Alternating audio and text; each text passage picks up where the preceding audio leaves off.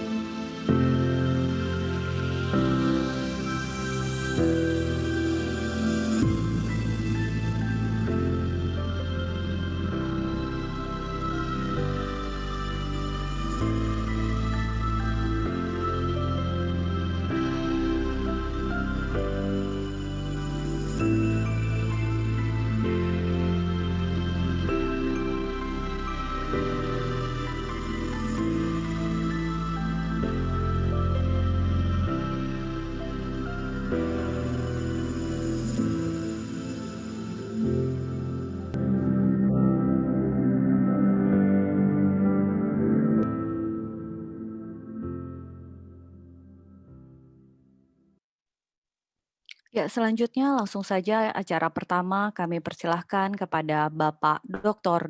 Supriyantoro, spesialis paru Mars, untuk memberikan kata pengantar. Kepada Bapak Supriyantoro kami persilahkan. Baik, terima kasih. Ya. Assalamualaikum warahmatullahi wabarakatuh. Selamat siang, salam sejahtera untuk kita semua. Yang saya hormati moderator dulu nih, yang paling sepuh. Enggak, masih imut-imut, Pak Anung. Usia kapanpun masih imut-imut. Pak Dr. Anung Sugiantono MKes. Apa kabar Pak Anung? Alhamdulillah baik Pak Pri. Ya. Terima kasih kepercayaannya. Beliau adalah mantan Dirjen Kesmas dan juga mantan Dirjen P2P. Sekarang mau menjadi profesor kelihatannya. Juga yang saya hormati para narasumber, ada Pak Topan Lesmana SK Nurse Puskesmas Kota Pangkajene. Ini adalah penerima Gold Award kategori Germas UKM. Selamat siang Pak Topan. Juga Bu Siti Rahma SST dari Puskesmas Kota Pangkajene juga ya. Sama nih. Luar biasa. Terbaik 5 kategori Germas dengan judul kelas remaja. Puskesmasnya satu puskesmas nih ya katanya. Pak Topan ya, dan Bu Siti Rahma. Luar biasa. Ini perlu dicontoh nih Bapak Ibu sekalian peserta. Inovasinya sangat banyak dan dua-duanya masuk 10 besar. Juga ini yang selalu hadir nih, demikian juga nih FKK UGM kaya dengan inovator-inovator. Minggu lalu juga sudah menampilkan termasuk 10 besar dan hari ini Ibu Dr. DRA Retnosiwi Padmawati MA juga akan membawa sebagai Innovation Award di tahun 2019 juga dengan judul kaya Rumah Bebas Asap Rokok White Tobacco Indonesia. Terima kasih Bapak Ibu narasumber yang sudah bersedia tampil dan akan sharing dari berbagai inovasi-inovasinya. Dan Bapak Ibu ketahui ini adalah karya-karya yang memang masuk 10 besar pada Indo HCF Innovation Award tahun 2019. Juga yang saya hormati seluruh peserta webinar, saya lihat sudah cukup banyak dari beberapa daerah. Moga-moga apa yang tampilkan nanti bisa bermanfaat juga untuk pembelajaran, tetapi juga akan mendorong agar di berbagai tempat, tidak hanya puskesmas, bahkan ada yang perorangan, ada yang kelompok-kelompok untuk melakukan berbagai inovasi-inovasi. Ajang inovasi kesehatan Indonesia ini, yang kali ini kita mengambil topik Germas, ini adalah suatu ajang tahunan sebagai bentuk kepedulian dari Indonesia Healthcare Forum, yang merupakan CSR dari Desmed, untuk mendorong dan bagaimana ikut meningkatkan manfaat dari inovasi-inovasi yang telah dibuat oleh para inovator-inovator. Kami setiap tahun menyelenggarakan ajang penghargaan bagi inovator kesehatan di bidang Germas, di bidang KIA, di bidang SPGDT, juga di bidang Alkes, serta di bidang IT kesehatan. Mungkin pada tahun depan kita akan tambah lagi kategorinya, seperti mutu pelayanan kesehatan. Dan pada tahun ini, ajang tersebut akan kami selenggarakan bersamaan dengan Hari Kesehatan Nasional yang ke-56, sehingga pada minggu ketiga atau keempat bulan November, kami akan mengadakan acara non-stop 1 minggu, mulai dari webinar, talk show, kemudian ada expo, dan berbagai dialog-dialog, sekaligus penjurian. Untuk pada hari terakhir, pada tanggal 28 November, akan kami selenggarakan acara penghargaan bagi inovator-inovator yang mengikuti tahun 2020 ini. Dan acara itu pada tahun ini kita ganti istilahnya tidak lagi Indonesia Innovation Award, tetapi Indonesia Healthcare Innovation Award, supaya acaranya lebih nasional dan lebih bergengsi.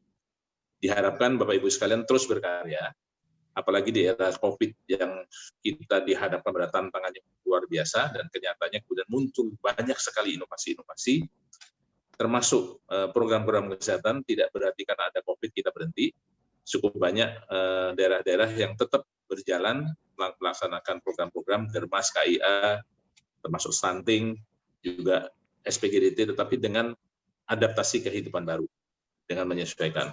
Dan nanti saya kira teman-teman dari Germas pun akan sharing bagaimana yang lalu tahun 2019 dan bagaimana pada era pandemi ini, sehingga bisa menjadi pembelajaran kita bersama. Tidak karena COVID kemudian program-program tidak berhenti. Ini yang kita dorong.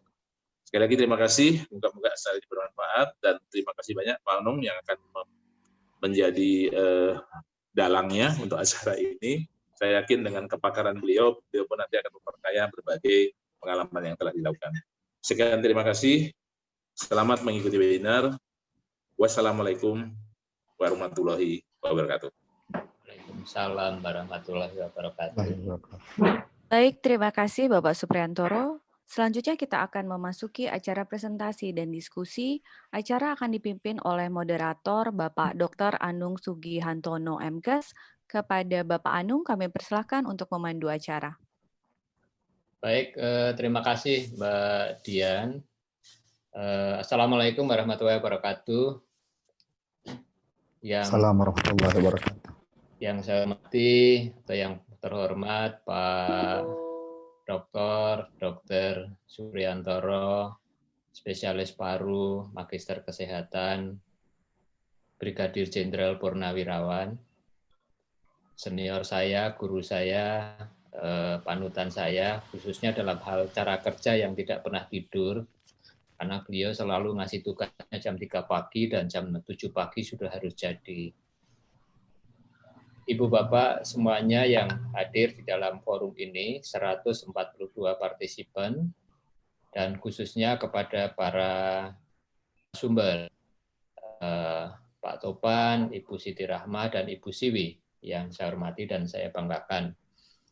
Saya ditugaskan untuk menjadi moderator pada kesempatan sore hari ini, dan kita punya waktu sampai dengan pukul 15 waktu Indonesia Barat, karena Mas Topan dan Ibu Siti Rahma sekarang sudah jam 14 lebih gitu ya. Nah, karena saya ditugaskan untuk menjadi moderator, saya pertama ingin mengatur soal waktu.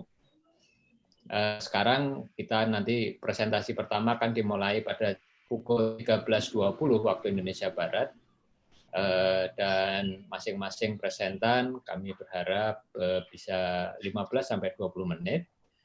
5 menit atau 3 menit sebelum selesai, waktunya habis maksud saya akan mengingatkan, sehingga kita akan selesai pada pukul 14.20 presentasi, dilanjutkan dengan sekitar 30 menit untuk diskusi dan 10 menit wrap up, untuk kemudian nanti kami serahkan kembali kepada kepada MC, dalam hal ini Bu Dian, dan tentunya juga Pak Priantoro di dalam kesempatan ini.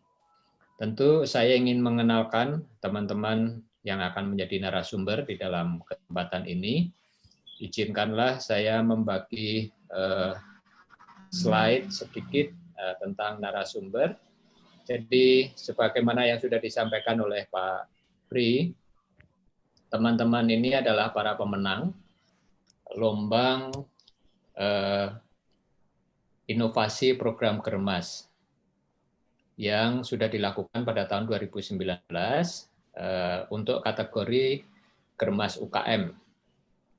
Mereka adalah satu Pak Lesmana, SKPNS, beliau dari Puskesmas Kota Pangkajene, Gold Award untuk kategori Germas UKM, kemudian dengan judul Kampung Cerdik, kemudian Ibu Siti Rahma, Sarjana Sains Terapan di Puskesmas Pangkajene, terbaik kelima untuk kategori UKM Indo ACF dengan judul Kelas Remaja. Dan yang ketiga adalah Ibu Dr. Anda Retna Siwi Padmawati, biasa dipanggil Ibu Siwi, dari FKKMK UGM, yang sudah lama bergelut atau interest di bidang tobacco control sebenarnya. Nah, beliau ini masing-masing Mas Topan lahir 6 April 87 dengan sederet pengalaman organisasi termasuk ketua KNPI, anggota KNPI di Kabupaten Pangkep, dan anggota Forum Kewirausahaan Pemuda di Provinsi Sulawesi Selatan. 3 penghargaan yang dicatatkan di dalam kesempatan ini adalah sebagai bagian dari delegasi di Knowledge Co-Creation Program di Jepang, kemudian 1 Indonesia Award tingkat provinsi, dan Gold Award Indo HCF di 2019. Kemudian Ibu Siti Rahma, beliau akan menyampaikan tentang kelas remaja. Ini ibu yang luar biasa, sekolahnya lintas jalur, mulai dari SPK sampai kepada bidan S1, D3, D4, dan sekarang beliau ada di Puskesmas, meski pernah bekerja juga di rumah sakit. Di Rumah Sakit Fatimah di Pare tahun 87, dan sekarang jadi bidan. Diakui dengan SPK, perawat ya pada saat itu. Kemudian Ibu Ratna, lengkapnya adalah beliau adalah Dr. Anda Ratna Siwi Padmawati MA. Beliau akan bicara tentang rumah bebas asap rokok, dan beliau adalah staf pengajar di FKK MK UGM, lulusan antropologi, masternya di Filipina, dan S3-nya di UGM. Tahun 2016 beliau sudah menyelesaikan S3 khususnya di bidang perilaku. Banyak hal yang sudah ditulis tentang tembakau, dan tentunya ini adalah kesempatan yang baik, bukan hanya karena beliau adalah penerima penghargaan, tapi sekaligus juga beliau adalah pakar di bidang kegiatan di aspek implementasi. Ibu, Bapak, teman-teman, para peserta, itulah yang bisa saya sampaikan, dan saya akan mempersilahkan Mas Topan, 20 menit dari sekarang, Mas Topan, untuk menyampaikan materinya, dan silakan Mas Topan diberikan kesempatan untuk share screen sendiri, atau kalau nanti minta bantuan bisa langsung ke Budian. Sekali lagi saya akan mengingatkan nanti 5 menit dan 3 menit sebelum selesai waktunya. Silakan Mas Topan. Ya. Terima kasih Pak Anung. Puji syukur kita panjatkan kehadirat Allah Subhanahu wa Ta'ala atas limpahan rahmatnya, sehingga kita masih diberi kesempatan, nikmat kesehatan untuk mengikuti kegiatan webinar weekly seri 9 di ajang pentas inovasi kesehatan.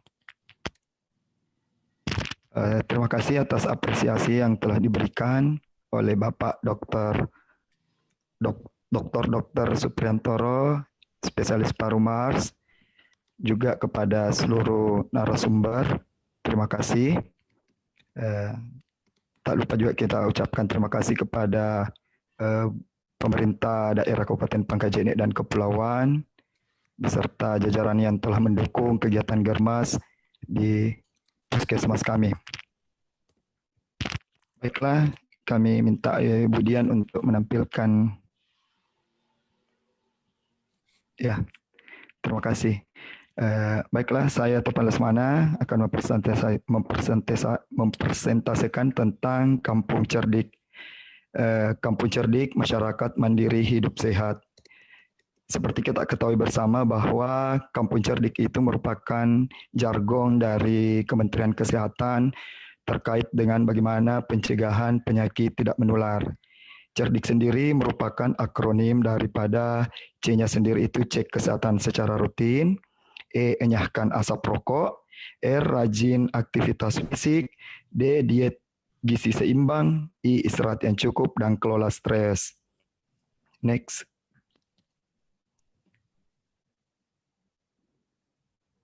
Oke, inilah penghargaan yang telah kami dapatkan pada tahun 2019. Oke, next. Ya, inovasi ini berdasarkan dari permasalahan yang ada di wilayah kerja kami, khususnya untuk di daerah-daerah perkampungan yang ada di wilayah kerja kami. Aspek ini kami temukan, aspek permasalahan ini kami temukan melalui pendataan yang telah kami lakukan sejak 2016. Kami melakukan pendataan kurang lebih selama 2 minggu bersama dengan lintas program, bahkan kami libatkan lintas sektor. Dari hasil itu, kami temukan bahwa penyebab utama mengapa di tahun 2012 kematian terbanyak justru berasal dari penyakit tidak menular. Selain gaya hidup, ada faktor lain yang menyebabkan hal tersebut terjadi secara masif, yaitu masyarakat kurang aktivitas fisik seperti olahraga, terus kebiasaan merokok di atas usia 15 tahun mulai tinggi, kemudian kurangnya mengkonsumsi buah dan sayur, serta kebiasaan minum minuman beralkohol. Oke, next. Nah, ini hasil daripada pendataan kami, kelompok masyarakat yang terkena masalah.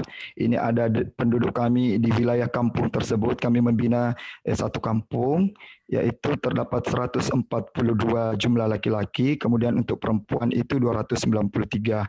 Nah, ternyata hampir 30% atau sepertiga daripada penduduk itu adalah prausilah dan usilah. Next. Nah, inilah hasil dari pendataan. Hasil pendataan ini kemudian kami paparkan bersama dengan masyarakat. Turut hadir juga Bapak Lurah kampung tersebut, hadir tokoh masyarakat, tokoh agama, lintas sektor, juga hadir aparat keamanan, TNI Polri, hadir bersama kami. Kemudian kami melakukan pemaparan hasil daripada pendataan. Didapatkanlah bahwa ternyata jumlah penderita hipertensi ada sebesar 7,1%. Kemudian ada penderita diabetes mellitus itu 5%. PPOK atau penyakit paru obstruktif kronis itu ada 0,68%. Kemudian obesitas cukup tinggi ada 5,2%. Kemudian kita temukan gizi kurang itu 5,7%. Kemudian ada gangguan jiwa 0,22%, ada gastritis 11%, perokok aktif cukup besar 20%, kemudian ada penderita kanker 1 orang, kemudian kematian akibat PTM itu jumlahnya 2 orang, yaitu semuanya perempuan. Next. Dari pendataan ini kita telah paparkan semua hasilnya bahwa ditemukan fakta yang cukup mencengangkan. Sebuah kampung yang kecil dengan jumlah penduduk yang tidak terlalu besar, tetapi ditemukan berbagai macam permasalahan kesehatan yang ada, khususnya untuk penyakit tidak menular. Kami memikirkan bagaimana menyelesaikan permasalahan ini dengan melakukan kegiatan-kegiatan inovatif yang melibatkan pemberdayaan masyarakat, tidak lepas daripada tanggung jawab pemerintah daerah setempat. Kita bersama-sama membentuk sebuah satgas yang kami SK-kan, yang terdiri daripada lurah sendiri sebagai pembina dan kepala puskesmas, kemudian ada saya sendiri sebagai penanggung jawab, ada tokoh masyarakat, tokoh agama, TNI, Polri sebagai pengawas daripada kegiatan cerdik di kampung tersebut. Pelaksanaan inovasi ini kita konversi menjadi sebuah kegiatan-kegiatan inovatif, di mana kegiatan-kegiatan tersebut bisa merangsang masyarakat untuk melakukan kegiatan-kegiatan yang secara mandiri, baik itu swakelola maupun swadana mereka. Kita ajarkan mereka, kita lakukan edukasi, penyuluhan dan pendekatan secara persuasif agar masyarakat dengan kesadaran sendiri mau bersama-sama untuk melakukan kegiatan cerdik tersebut. Pelaksanaan inovasi itu cek kesehatan secara rutin. Cek kesehatannya kami lakukan setiap minggu. Kami hadir bersama lintas program, baik itu perawat, dokter, maupun petugas laboratorium untuk melakukan kegiatan-kegiatan cek kesehatan. Cek kesehatan ini berfungsi untuk melakukan deteksi dini penyakit-penyakit yang penyakit tidak menular yang terkena oleh masyarakat tersebut. Kegiatannya seperti kita melakukan pemeriksaan tekanan darah untuk mengantisipasi penderita tekanan darah tinggi. Kemudian kita lakukan pemeriksaan IMT dengan mengukur tinggi badan dan berat badan untuk melihat bagaimana status gizi, baik itu status gizi pada remaja, usia produktif maupun pada lansia itu sendiri.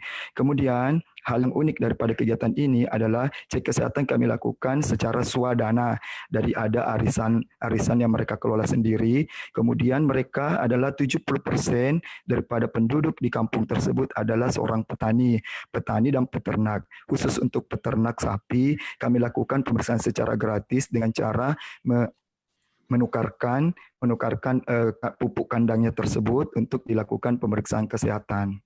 Jadi pupuk kandang tersebut kami ambil, kami tukarkan dengan pupuk benih-benih untuk dilakukan penanaman sayur seperti benih lombok, benih pepaya dan sayur-sayuran lainnya. Jadi ada manfaat daripada kegiatan tersebut. Jadi mereka menukarkan barter antara pupuk kandang ternak tersebut untuk dilakukan pemeriksaan kesehatan. Next.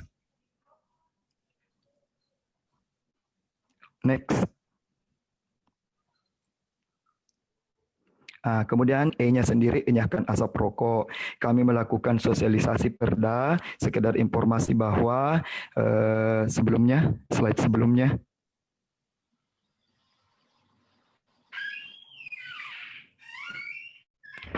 kami melakukan sosialisasi Perda KTR nomor 10 tahun 2013. Sekedar informasi, Kabupaten Pangkep telah mengeluarkan peraturan daerah tentang kawasan tanpa rokok. Kemudian ini kita langsung mengaplikasikan bagaimana KTR ini bisa diterapkan di khususnya di musola, di tempat kawasan senam tersendiri dan tempat proses belajar mengajar khususnya di PAUD dan sekolah dasar di kampung tersebut. Alhamdulillah untuk penerapan Perda tersebut berhasil kami terapkan di tempat tersebut, khususnya di tempat sesuai dengan Perda yang telah dikeluarkan oleh pemerintah, yaitu tidak melakukan kegiatan, aktivitas atau promosi tentang rokok di tempat ibadah, tempat belajar, proses belajar mengajar, dan tempat pelayanan publik lainnya. Oke, next.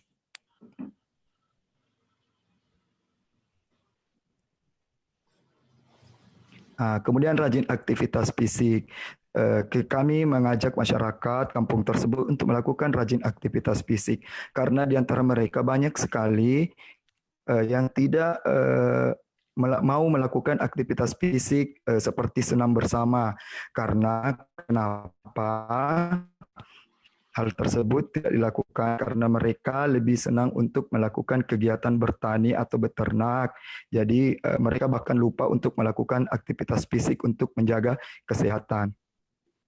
Yang awalnya bisa lihat di gambar bahwa yang awalnya mereka tidak menggunakan seragam, bahkan mereka hanya menggunakan sendal karena mereka cukup antusias untuk melakukan kegiatan-kegiatan aktivitas fisik.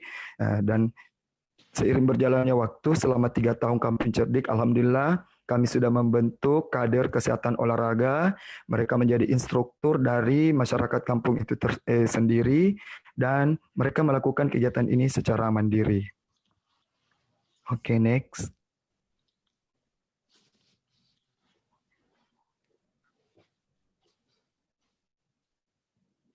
Diet gizi seimbang.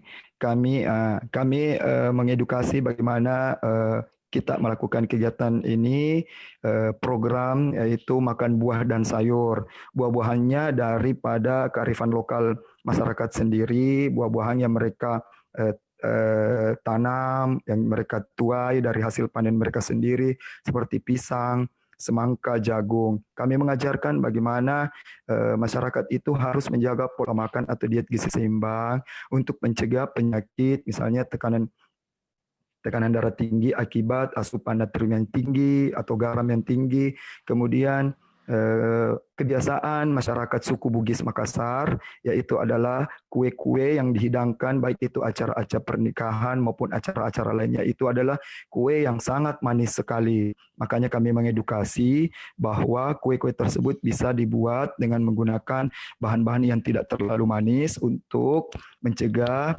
penyakit diabetes mellitus. Kemudian kami bersama tokoh masyarakat, kami mengundang semua masyarakat untuk bersama-sama mencanangkan untuk program makan buah dan sayur di kampung tersebut. Alhamdulillah dari hasil swadana, swakelola masyarakat tersebut, mereka berhasil untuk mencanangkan program gerakan makan buah dan sayur setiap minggunya. Oke, next. Untuk kegiatan istirahat cukup dan kelola stres sendiri, kami mengajak masyarakat untuk tidak terlalu banyak memikirkan hal-hal yang tidak penting, atau mereka mengajak mereka untuk melakukan manajemen stres, yaitu dengan mengajak mereka untuk having fun. Jadi di kampung cerdik tersebut, kami telah melakukan banyak kegiatan yang inisiatif daripada masyarakat kampung tersebut, seperti jalan santai atau jalan sehat yang diadakan oleh masyarakat kampung itu sendiri. Kemudian untuk door prize-nya dikelola oleh mereka sendiri. Alhamdulillah mereka menjadi senang dan bisa mengurangi tingkat stres daripada mereka sendiri. Hey Pak John, sorry I'm also Oke, next. Nah, peran dan fungsi sektor terkait. Mengapa kita melakukan ada advokasi dengan lintas sektor terkait? Karena inovasi Kampung Cerdik itu tidak lepas dari peran serta lintas sektor maupun lintas program di Puskesmas. Kepala Puskesmas dan Lurah sendiri selaku pembina kampung. Terus kami melibatkan juga bidan desa, Puskesmas pembantu sebagai fasilitator kegiatan rutin di Kampung Cerdik. Kemudian kami membentuk Satgas Kampung Cerdik yang terdiri dari lintas sektor seperti tim kesehatan, staf lurah, tokoh agama, tokoh masyarakat, dan anggota TNI Polri yang berperan sebagai pelaksana kegiatan di Kampung Cerdik. Kemudian kami melaporkan secara berkala kegiatan tersebut kepada pembina. Kemudian ada pihak BPJS Kabupaten Pangkep yang telah memberikan bantuan finansial dalam kegiatan setiap minggunya. Dan ada Kepala Dinas Kesehatan Kabupaten Pangkep dan jajaran khususnya bidang pencegahan dan pengendalian penyakit tidak menular yang memberi bimbingan dan arahan dalam pelaksanaan kegiatan inovasi di Kampung Cerdik. Oke, next.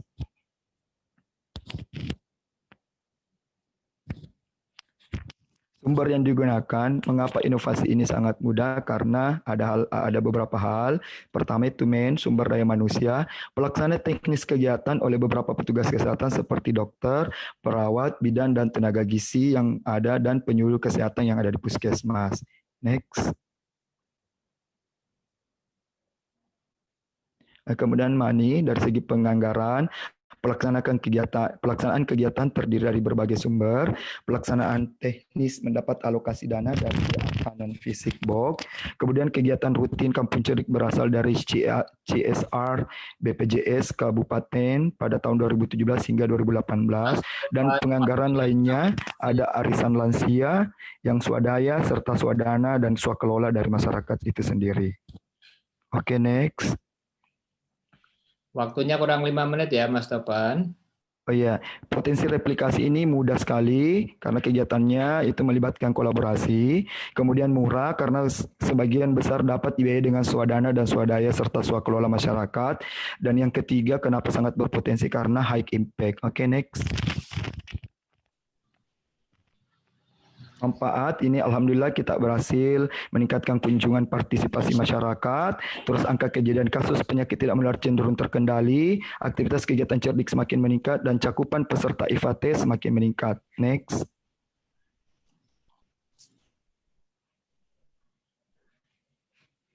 Cakupan partisipasi ini seperti tadi yang kita sudah sampaikan, setiap tahunnya cukup meningkat. Oke, next. Cakupan peserta IPA tes juga meningkat. Next. Nah, ini terkendali dari seluruh kegiatan-kegiatan cek kesehatan, senam bersama, konseling upaya berhenti merokok, lomba-lomba dan games, serta kegiatan program makan buah dan sayur. Next. Nah, ini semua terkendali alhamdulillah mulai dari hipertensi, diabetes, PPOK bahkan turun, obesitas menurun, gizi kurang menurun, gangguan jiwa terkendali, gastritis menurun, perokok aktif alhamdulillah turun, dan cancer tidak ditemukan kematian pada tahun 2018. Oke, next.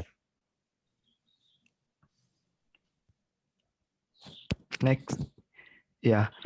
Sekedar informasi, di era pandemi ini, selama pandemi, kami tidak melakukan kegiatan-kegiatan yang mengumpulkan atau berkerumun, namun kami tetap mengontrol karena kita ketahui bersama bahwa diabetes mellitus itu merupakan penyakit komorbid daripada COVID. Makanya ada kunjungan pendampingan penyakit tidak menular terhadap mereka-mereka yang menderita penyakit diabetes mellitus.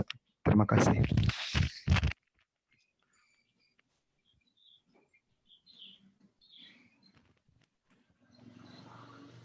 Jadi kami mengajak untuk mari berperilaku cerdik menuju hidup sehat di rumah. Terima kasih.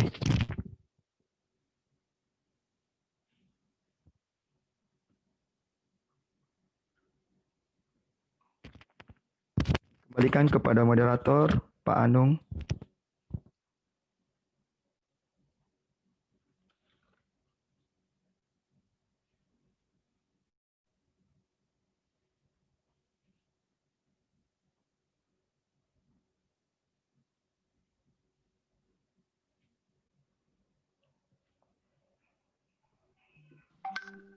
Pak Anu,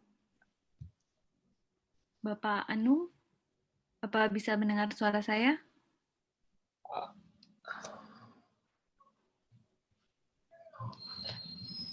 Ya, Mbak. Oke, baik Pak Anung, saya berikan kembali ke Pak Anung. Terima kasih. Ada panggilan yang satunya. Terima kasih Mas Topan. Saya tidak akan merangkum di sini, tapi ada beberapa pertanyaan yang sudah muncul di chat room. Tolong dilihat sambil saya akan mencoba untuk melihat itu. Silakan sekarang Ibu Rahma, Ibu punya waktu sampai dengan jam 2 ya, atau jam 3 waktu Ibu. Silakan Ibu Rahma.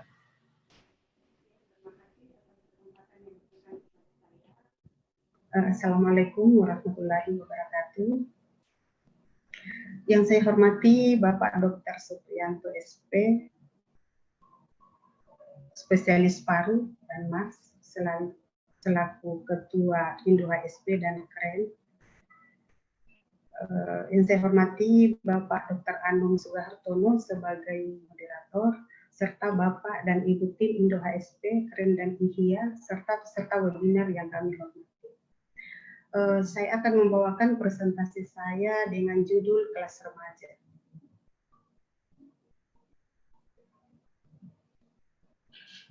Bisa ditampilkan slide-nya? Ya. Mungkin peserta webinar belum tahu apa itu kelas remaja. Nah, kelas remaja itu adalah pembelajaran kelompok terhadap remaja putus sekolah, di mana atau pemberian edukasi kesehatan remaja dalam upaya mempersiapkan organ reproduksi sehat menuju keluarga yang melahirkan generasi sehat. Kenapa kami di sini katakan bahwa mempersiapkan organ reproduksi sehat? Karena kalau organ reproduksi sehat, kita yakin, kita sama-sama tahu bahwa persalinan dan kehamilan itu adalah proses alamiah yang tidak memerlukan intervensi yang terlalu banyak. Kalau seandainya kesehatan reproduksi sendiri sebelum hamil itu dalam keadaan kondisi sehat, insya Allah dia akan, sekalipun dukun yang melahirkan, menolong persalinan itu bisa lahir dengan sendirinya. Cuman permasalahan selama ini banyak komplikasi yang terjadi sebelum terjadi kehamilan. Contoh pada remaja, banyak kasus-kasus yang terjadi anemia, kek, bahkan yang di bawah usia. Itu yang banyak sekali, di mana organ reproduksinya itu belum siap untuk menjalankan peran fungsinya. Nah, sasaran pertama waktu dilaksanakan kelas remaja itu adalah remaja putus sekolah. Namun seiring dengan pelaksanaan kegiatan, itu kami sasar ibu remaja, di mana ibu remaja sangat dominan dalam penentuan kapan mereka kawin, terutama untuk remaja putus sekolah. Nah, di samping itu, sementara ini kami akan sasar juga dengan SD kelas 4, 5, dan 6. Yang sebelumnya kami sudah sasar SMP dengan SMA. Tapi untuk tahun ketiga, tahun 2019, kami sudah lakukan, sudah monitoring ke kelas 4, 5, 6, di mana pada tahap pubertasnya itu Bu Siti, mohon izin, mohon maaf saya interrupt sebentar. Ada bunyi seperti feedback yang masuk ke mic-nya Ibu. Ya. Oh iya, makasih Ibu. Ya, jadi saya kembali tadi bahwa kami sasar juga kelas 4 dan 5 SD pada tahun 2019 dengan harapan bahwa remaja-remaja remaja awal itu dia sudah paham apa yang terjadi pada dirinya, kemudian apa yang harus dilakukan terhadap perubahan yang terjadi. Kemudian pesantren juga kami sudah mulai masuk. Adapun latar belakang kenapa, slide Ibu bisa dilanjutkan slide-nya. Ya. Next.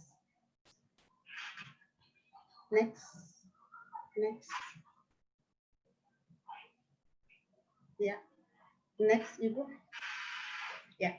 Dari lahirnya kelas remaja itu adanya masalah yang sangat mendasar buat kami di Puskesmas Kota, di mana selama dalam kurun tahun 5 tahun terakhir itu terjadi kematian yang sangat cukup tinggi menurut kami, karena kami Puskesmas Kota adalah urutan yang pertama se-Kabupaten Pangkep dalam kurun waktu 5 tahun, yaitu terjadi 27 per 1000 kelahiran ibu. Ini kami lakukan analisis mulai dari 2014, 2015, 2016. Tahun sebelumnya pun termasuk masuk di dalam kategori yang tertinggi, tapi kami analisis dari tahun 2014, 2015, dan 2016.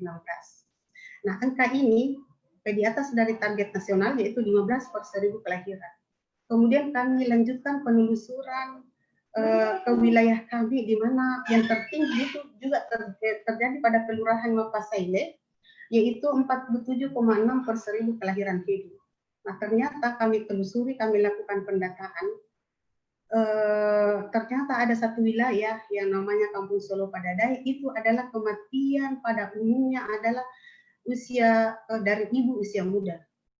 Penyebabnya adalah dari usia muda, sehingga kami lakukan pendataan kembali, penelusuran, ternyata mereka terjadi adalah putus sekolah. Dan perilaku perkawinan usia muda di wilayah tersebut adalah perilaku yang turun-temurun, sehingga next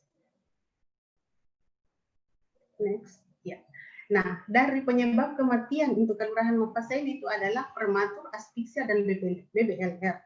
Dan dari hasil presentasi kami bahwa usia kurang dari 20 tahun itu adalah usia tertinggi dari ibu muda yang melahirkan dengan kasus BBLR, prematur, dan mengakibatkan kematian. Sehingga lahirlah kami kesepakatan, bisa next Ibu, next ya. Jadi lahirlah kami bentuk kelas remaja. Nah, dari pembentukan kelas remaja itu kami berdasar dari peraturan pemerintah tahun 2014 nomor 61 pasal 8, yaitu setiap perempuan berhak mendapatkan pelayanan kesehatan ibu untuk mencapai hidup sehat dan mampu melahirkan generasi yang sehat dan berkualitas, serta dapat mengurangi angka kematian ibu dan angka kematian bayi. Pada ayat 2, pelayanan kesehatan ibu sebagaimana dimaksud ayat 1 dilakukan sedini mungkin dimulai masa remaja sesuai dengan perkembangan mental dan emosional. Next, Ibu. Next. Nah, jika dilihat dari tujuan pembangunan berkelanjutan atau SDGs, yaitu menjamin akses universal terhadap pelayanan kesehatan seksual dan reproduksi, termasuk keluarga berencana, informasi dan pendidikan, dan integrasi kesehatan reproduksi ke dalam strategi dan program nasional. Next. Adapun tujuan dari kelas remaja yaitu menurunkan perkawinan usia muda di Solo Padadai, yang tadi perkawinan di wilayah itu adalah perkawinan turun-temurun.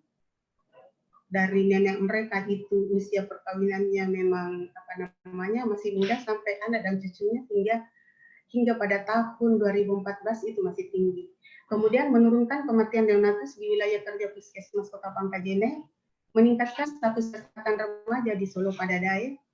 Next. Indikator keberhasilan, menurunnya perkawinan usia muda di Solo Padadai, menurunnya kematian neonatus di wilayah kerja Puskesmas Kota, dan terpantaunya status kesehatan remaja putus sekolah.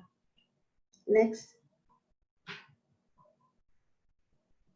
Nah, langkah-langkah yang kami lakukan sebelum pelaksanaan yaitu kami analisa data yang dimulai dengan pendataan bersama dengan bidan desa.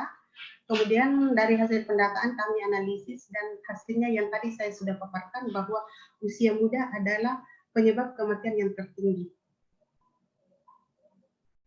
Next. Kemudian kami lakukan advokasi, yaitu advokasi terhadap pemegang program, dan kami sepakati bahwa kelas remaja adalah salah satu solusi dalam menurunkan angka kematian. Kemudian Kasih dan Kabid Dinas Kesehatan, Kepala Puskesmas, dan Lurah Kelurahan Mapasaile. Next. Ya. Setelah itu kami lakukan pembentukan Satgas. Pembentukan Satgas terdiri dari pembentukan tim pemateri. Tim pemateri ini terdiri dari petugas gizi, dokter, bidan, promkes. Kemudian tim pemantau kesehatan itu terdiri dari bidan desa, kemudian tim Kesorga, jadi ada dari Kesorga untuk pembinaan dalam hal olahraga. Kemudian ada tim motivator. Tim motivator ini terdiri dari dua, yaitu motivator remaja yang terdiri dari ibu muda yang telah menikah usia muda, kemudian tim motivator sebaya terdiri dari remaja yang tadinya sudah kami lakukan sudah jadi peserta dalam kelas remaja. Dia akan jadikan motivator untuk bagaimana menggalang teman-teman yang putus sekolah pada tahun berikutnya itu untuk mau bergabung. Karena terus terang waktu awal kami lakukan itu, remaja-remaja itu jangankan saja memandang kami, mengangkat mukanya saja di depan kami masih sangat amatan SD, jadi dia akan sangat malu perilaku pergaulannya itu masih sangat masih malu-malu, sehingga kami lakukan pendekatan secara persuasif, akhirnya mereka mau bergabung. Next.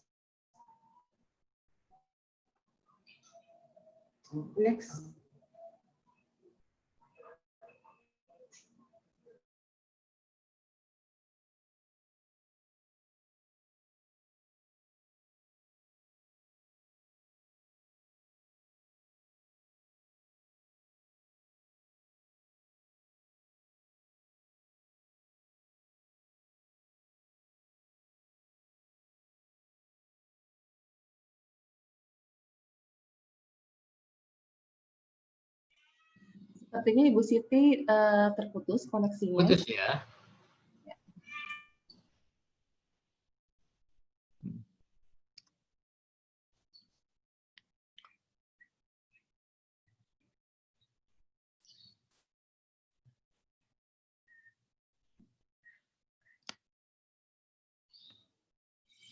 Sedang coba kami hubungi. Oh, Ibu Siti menggunakan kamera Pak Topan ya?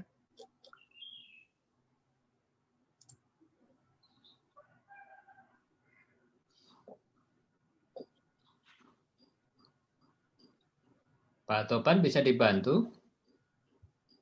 Boleh di-unmute dulu, Bu Siti? Belum terdengar suaranya.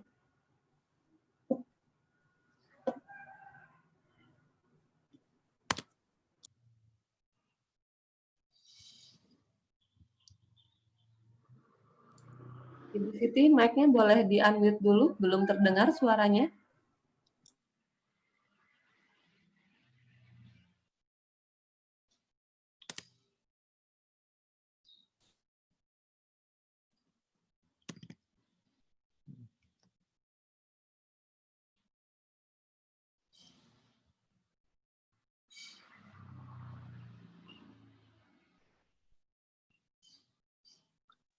Halo.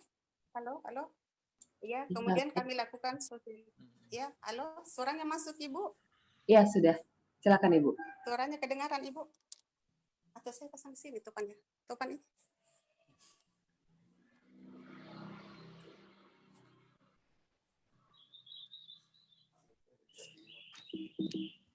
Kasih masukan Kak dulu. Sumpah, halo. Halo Ibu. Halo. Ya, sudah terdengar suaranya Ibu. Halo.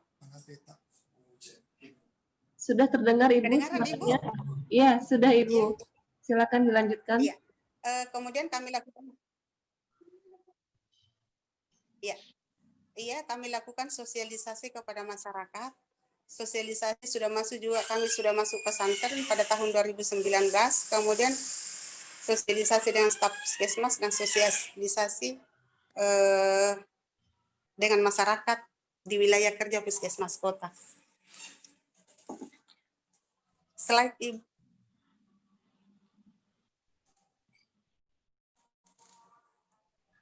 Slide.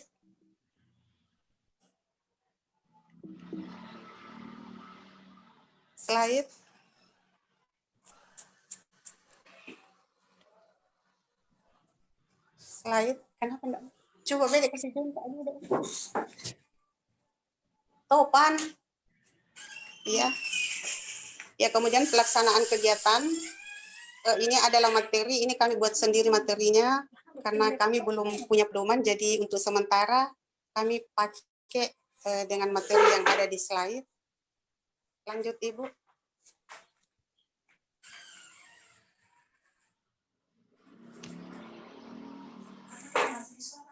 Kecil. Lanjut, Ibu, slide. Yeah, I will help you, Ibu Rama, to contact Ibu Sri because actually I will just communicate with her. Yeah. Iya. Halo?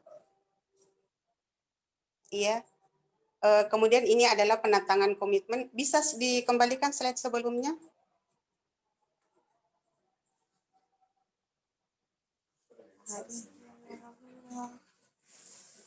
Saya sudah kembali ke sebelumnya, Ibu. Apakah terlihat di layar Bapak Topan? Iya, terlihat, tapi komitmen bisa layar sebelumnya. Atau lanjut saja, next, Ibu. Ini sudah penandatangan komitmen, ini ya. Ini kegiatan-kegiatan kelas remaja. Ya. Kemudian sumber daya yang kami lakukan itu terdiri dari sumber dananya dari dana BOK yang kami lakukan. Kemudian ada swadaya masyarakat, termasuk tadi pembuatan lembar balik. Kemudian sumber daya manusia yang kami lakukan bidan desa, bidan RW, dokter umum, gizi, promkes, motivator remaja, dan motivator sebaya. Next, Ibu.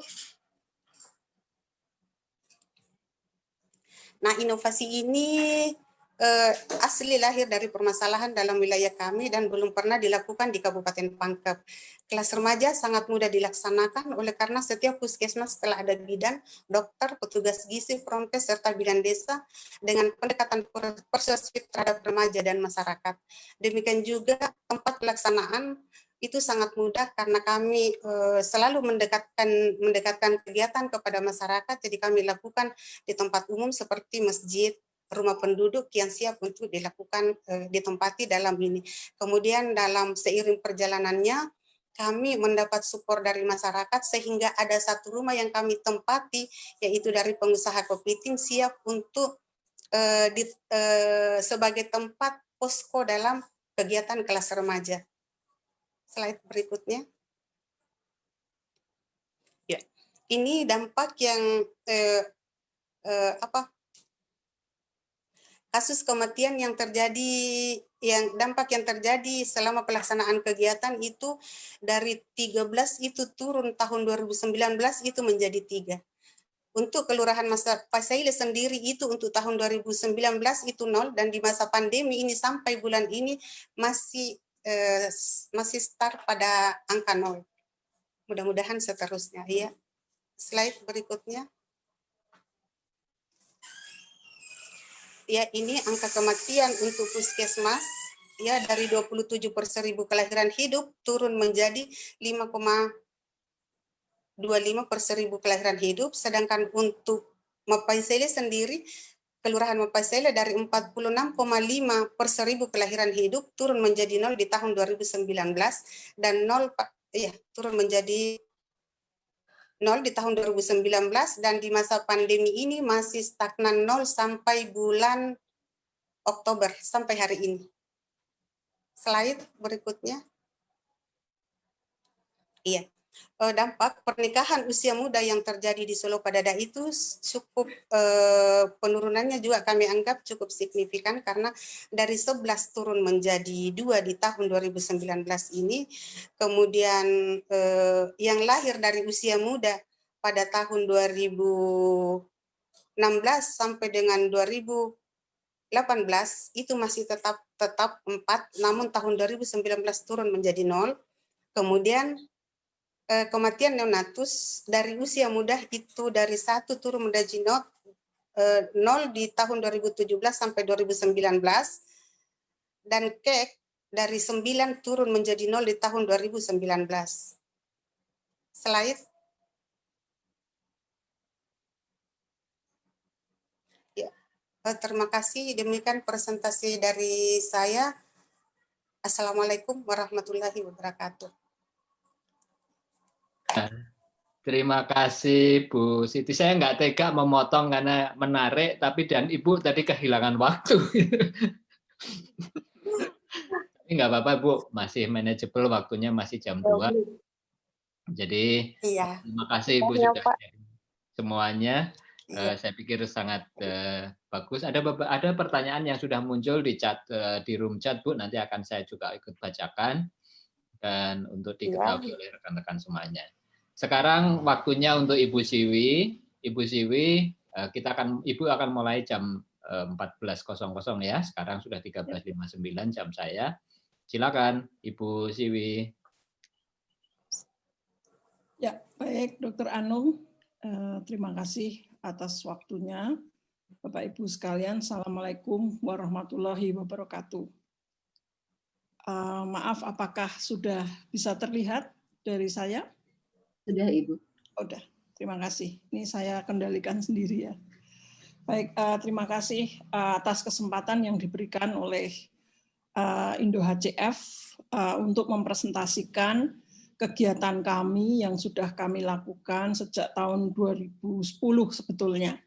Dan terima kasih juga kepada Dr. Supriyantoro, Pak Anung ya atas perkenan untuk mengangkat ini di dalam kegiatan weekly webinarnya. Baik, jadi kegiatan kami adalah Rumah Bebas Asap Rokok yang pada waktu itu memang ada kegiatan mengenai Quit Tobacco Indonesia yang ada di center kami, Center of Health Behavior and Promotion dari Fakultas Kedokteran, Kesehatan Masyarakat, dan Keperawatan. Jadi presentasi yang akan saya lakukan adalah mengenai apa sih Quit Tobacco Indonesia itu dan Quit Tobacco Internasional, serta bagaimana pada waktu itu mendasarkan kegiatan Rumah Bebas Asap Rokok dan juga langkah-langkahnya, serta pada akhirnya kami akan bicarakan tentang exit strategi yang sudah kami lakukan. Ya, jadi Quit Tobacco Indonesia sebetulnya adalah salah satu anggota dari Quit Tobacco Internasional yang di dalamnya ada India dan Indonesia dan juga dari Amerika, karena ini memang dari National Institute of Health yang di tahun 2003 sampai 2013 kita mendapatkan dana untuk itu. Nah, 3 hal yang kita lakukan sebetulnya di dalam Quit Tobacco Indonesia, yaitu konseling berhenti merokok. Jadi kita juga menyelenggarakan itu karena ingin membantu orang-orang perokok yang ingin berhenti merokok. Karena pada kenyataannya sebetulnya 70% sampai 80% perokok itu pada saat titik tertentu itu ingin berhenti, tetapi tidak tahu caranya. Sehingga kita melakukan itu. Kemudian yang kedua adalah pengembangan kurikulum untuk mahasiswa kedokteran. Karena di situ juga kadang-kadang ketika kita wawancara kedokteran, mahasiswa kedokteran dan dokter itu mereka tidak confidence untuk memberikan nasihat kepada pasien agar berhenti merokok gitu. Sehingga kita dengan kurikulum PBL yang ada di Fakultas Kedokteran kita mengambil sedikit-sedikit mengenai topik-topik yang berhubungan dengan dampak buruk rokok di dalam semua kurikulum Fakultas Kedokteran dan menjadikannya suatu Lego gitu ya. Nah, kemudian yang lain adalah kegiatan masyarakat dan kegiatan penelitian. Kita membuat penelitian formatif dan survei dan juga ada kuasi eksperimen kepada pasien diabetes dan pasien TB. Tetapi yang akan saya ceritakan di sini adalah mengenai Rumah Bebas Asap Rokok yang kita kembangkan. Jadi ini adalah ya semua menggunakan QTI, Quit Tobacco Indonesia atau Quit Tobacco India, QTI juga, dan Quit Tobacco International, QTI juga. Jadi bisa dilihat di website yang Quit Tobacco International. Nah, jadi itu sudah kami tulis di dalam international paper di Akta Obstetria et Gynecologika di tahun 2010 dan juga di Tobacco Prevention and Cessation Ini setelah 2010 itu terbit, kemudian kita menulis lagi di tahun 2018. Gitu. Jadi ini mendasarkan pada 2 paper ini. Nah, sekarang kegiatan rumah bebas asap rokok di Jogja itu pada waktu itu di tahun 2010 dimulai dengan 4 RW atau 4 kampung, ya, basisnya rukun warga. Jadi sekitar 1 RW itu sekitar 200 keluarga, 250 keluarga kalau yang biasanya rata-rata seperti itu. Nah, tapi dimulai risetnya di tahun 2009. Jadi ada survei terlebih dahulu. Kemudian di tahun 2016 itu kita praktis sudah keluar dari sana, dari Jogja, dari kegiatan itu, tetapi sebetulnya karena kita masih terletak di Jogja, di UGM, kita masih mendampingi hanya dari kejauhan. Jadi artinya kita menyerahkan atau meminta Dinas Kesehatan sendiri kemudian melakukan kegiatan ini dan memasukkan di dalam programnya. Itu. Nah, sekarang kalau kita hitung itu sudah sekitar 230-an RW yang di Jogja sudah melakukan kegiatan ini. Ya, sebetulnya di Jogja sendiri ada 600 RW, sekitar 600 RW begitu. 600 lebih sedikit barangkali, tapi kita baru mencapai 230 RW. Nah, ya, jadi latar belakangnya tentu karena prevalensi merokok di Indonesia itu pada pria ya, di atas 10 atau 15 tahun itu sangat tinggi, yaitu 67%, dan menjadikan banyak sekali orang itu menjadi perokok pasif. Ya, kalau dihitung tahun 2010 saya kira adalah 97 juta orang itu terpapar asap rokok orang lain, dan diantaranya adalah anak-anak. Kemudian ini tentu saja sudah banyak penelitian menunjukkan bahwa asap rokok orang lain itu sangat mengganggu kesehatan wanita dan anak-anak, ya. Dan kemudian seharusnya di ruang-ruang publik itu ada perlindungan, ya. Tapi memang pemerintah pada tahun 2009, terutama DIY itu juga sudah menerbitkan peraturan gubernur 2009. Tetapi sebaiknya kalau di ruang-ruang publik itu orang tidak merokok atau tidak kena asap rokok, mereka yang tidak merokok tidak kena asap rokok, jangan sampai asap rokok itu dibawa ke rumah. Artinya karena kalau di ruang publik dilarang, lalu merokoknya di rumah gitu. Nah, ini tidak kita inginkan, sehingga rumah bebas asap rokok itu harus diperluas atau KTR itu harus diperluas sampai di rumah gitu ya. Nah, jadi ini pada waktu itu dasarnya adalah banyaknya perokok pasif di Indonesia, banyaknya pelajar misalnya dia naik kendaraan umum, kemudian mungkin ada juga di sekolah guru-guru merokok dan seterusnya. Ini di tahun 2008 ini menjadi dasar mengapa dilakukan kegiatan ini. Nah, jadi kita ingin mengurangi eksposur atau paparan asap rokok bagi ibu hamil, bayi, anak-anak, serta lansia. Dan ini merupakan satu intervensi kesehatan masyarakat yang sangat penting. Karena kita tidak mungkin meminta perokok itu berhenti merokok. Gitu ya. Jadi win-win solutionnya adalah asal tidak merokok di dalam rumah. Gitu ya. Jadi ini pun sudah banyak sekali diterapkan di banyak negara. Ya, smoke free home itu banyak sekali, pokoknya di setiap gedung atau di setiap rumah itu tidak boleh ada orang yang merokok. Kalau masih ingin merokok harus pergi keluar rumah. Jadi kegiatannya sebetulnya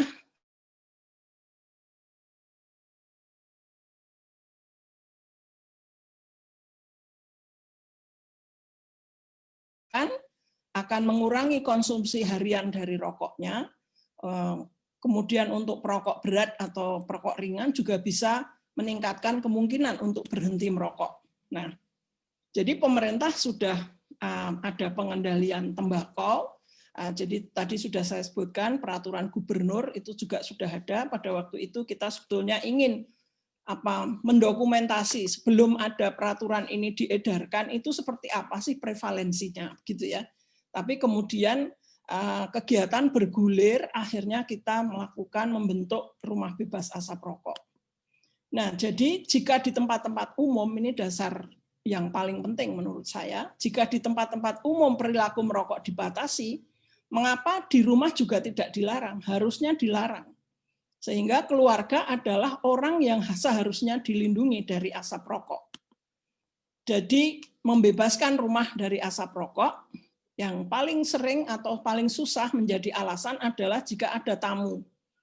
Tamu yang merokok itu orang sungkan untuk menegurnya, sehingga kita bersepakat bahwa anggota rumah tangga, saudara, dan tamu tetap tidak boleh ya, merokok di dalam rumah. Dan ini dilakukan bersama-sama secara kelompok atau RW dan RT. Jadi idenya bukan melarang orang untuk merokok, tapi meminta perokok untuk merokok di luar rumah. Nah, jadi di sini kami membuat gerakan rumah bebas asap rokok menjadi isu kesehatan wanita dan anak-anak.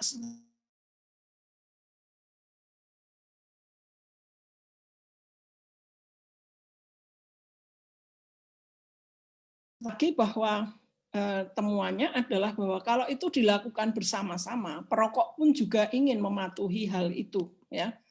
Jadi langkah-langkah yang kami lakukan sebetulnya dulu berawal dari kita mengadakan lomba banner gitu, dan survei. Ya. Kemudian ada proof of concept, jadi kita melakukan semacam formative study, begitu, FGD dan wawancara. Kemudian kita mengembangkan materi edukasi, kemudian menguji cobanya di 4 RW terlebih dahulu, kemudian kita menguji coba kemudian sampai sekitar 20 yang didampingi, yang dilakukan sendiri oleh QTI, Quit Tobacco Indonesia, teman-teman, ada Prof. Yayi, kemudian yang lain-lain, Mbak Tuti, Mbak Yusniar, gitu. Nah, kemudian ada uji coba pilot bersama dengan Dinas Kesehatan, dan kemudian memperluas cakupan. Ya. Yang pertama, lomba banner itu ada 15 kampung yang menjadi peserta dan mereka sanggup untuk disurvei. Jadi kita melakukan survei di 15 kampung itu bersama-sama antara Quit Tobacco Indonesia dan Dinas Kesehatan. Kemudian 4 kampung bersedia didampingi. Jadi kami memberikan update tentang merokok dan kesehatan. Lalu kita ingin tahu bagaimana keinginan masyarakat, kemudian juga media edukasi yang dipilih seperti apa, kemudian kita merancang kegiatan pendampingan. Nah, di sini ini diantaranya adalah banner-banner yang ada di kampung yang harus dipasang selama sekian lama pada waktu itu. Kemudian langkah yang kedua adalah ya kita melakukan wawancara dan FGD kepada kepada istri dan suami yang merokok maupun yang tidak merokok. Dan kemudian menemukan bahwa sebetulnya banyak sekali istri tidak suka suami merokok, tapi tidak berdaya. Jadi istri takut akan terjadi konflik jika protes. Ini kita tahu sebetulnya. Kemudian di dalam keluarga itu tidak ada aturan tentang merokok di depan keluarga, atau boleh atau tidak sebetulnya di dalam rumah itu merokok dan sebagainya. Ya. Tapi kemudian yang kami temukan adalah jika petugas kesehatan dan orang lain, misalnya dari UGM yang memberikan edukasi, masyarakat akan lebih percaya.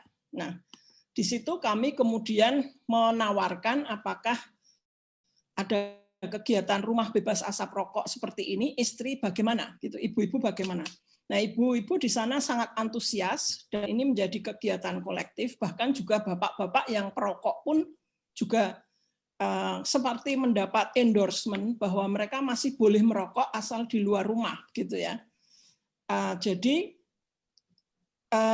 yang dilakukan adalah kemudian semacam melakukan ya memilih apa saja yang akan diberikan kepada masyarakat, edukasi apa saja dan seterusnya.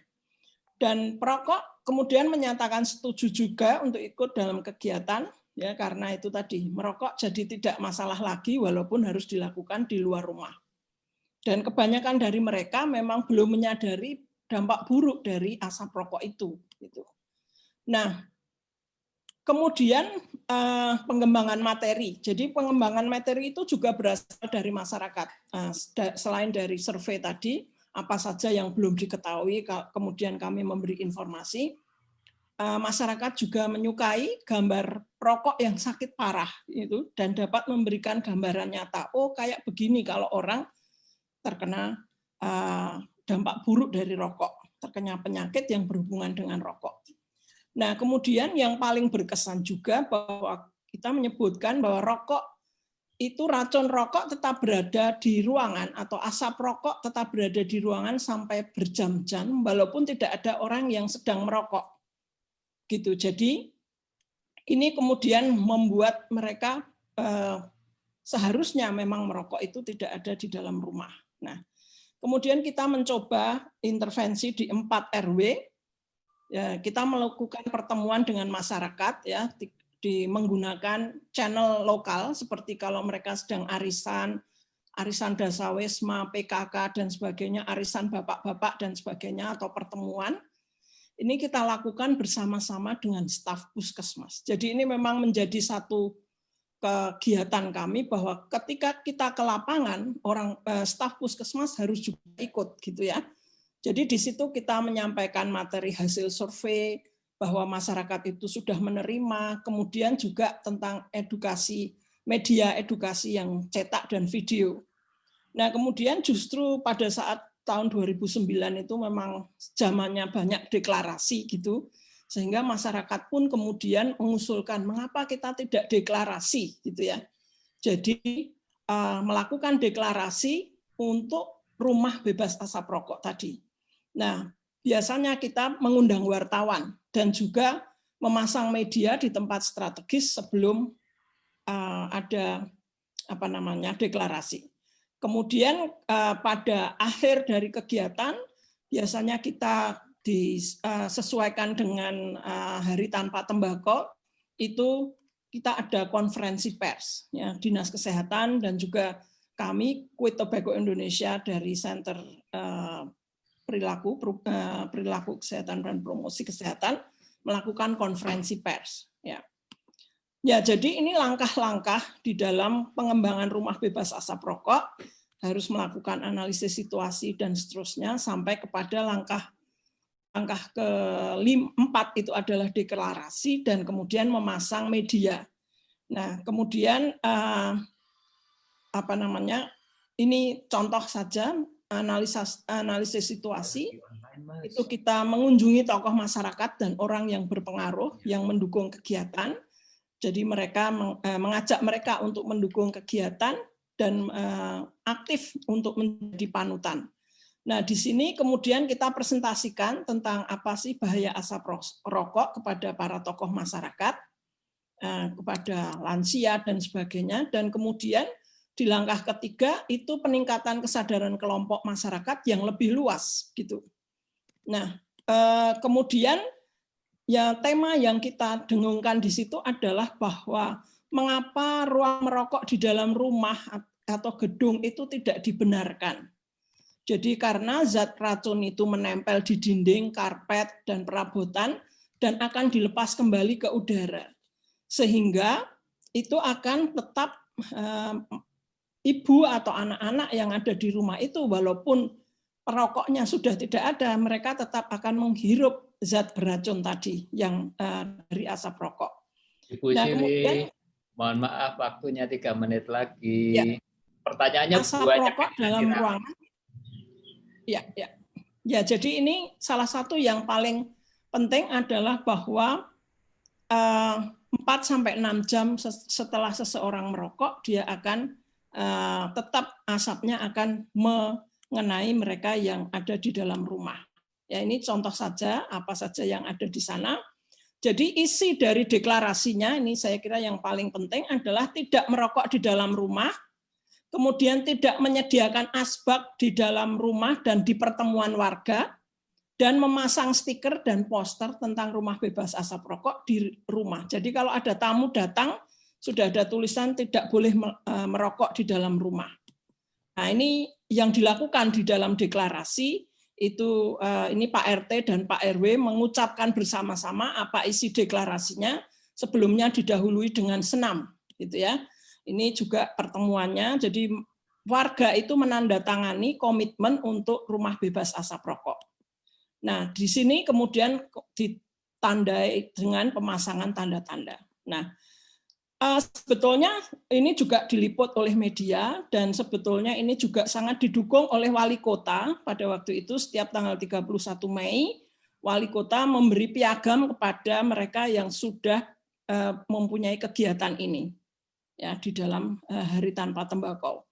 Nah, kemudian di dalam uji coba dinas yang penting di sini adalah menjadi yang di pendamping itu adalah puskesmas dan dengan juga mereka sendiri yang harus melakukan. Sehingga kami melakukan pelatihan petugas puskesmas, pelatihan kader, penetapan kantor kelurahan dan kecamatan tanpa asap rokok, dan lomba kampung ramah anak ya salah satunya. Nah, jadi selama sekian lama kita kemudian melakukan survei apa sih hasilnya. Ketika satu baseline-nya seperti ini, bahwa mereka itu merokok per hari 10, tetapi yang 4 dirokok di dalam rumah, ya. Nah, dan tidak ada peraturan tentang merokok di rumah. Nah, sekarang dan ini adalah yang sudah kita jelaskan tadi berapa jumlahnya. Nah, sekarang menjadi suami yang merokok di dalam rumah itu berkurang pasca deklarasi 1 tahun setelah deklarasi itu 37%.